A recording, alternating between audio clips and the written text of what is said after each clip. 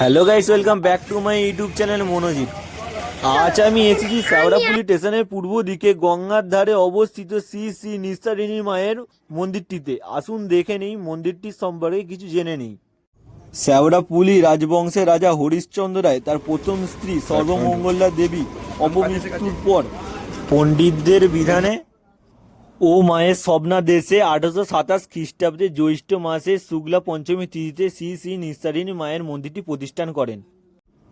তো বন্ধুরা, দেখে বুঝতেই পারছো আমি এখন রাস্তার মধ্যে আছি। ভিডিওর প্রথমে ইন্ট্রো দেখে তোমরা বুঝতেই পেরেছো আমি এখন কোথায় যাচ্ছি। চলো ভিডিওটা প্রথম থেকে স্টার্ট করা যাক।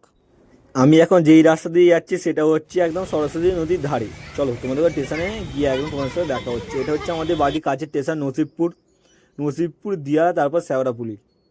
আমি ভেবেছিলাম আমার বন্ধুদের সাথে শিবরাত্রির দিনকে জল নিয়ে আসতে যাবো, সেই দিনকে আমার একটু কাজ থাকার কারণে আমি সেদিনকে যেতে পারবো না।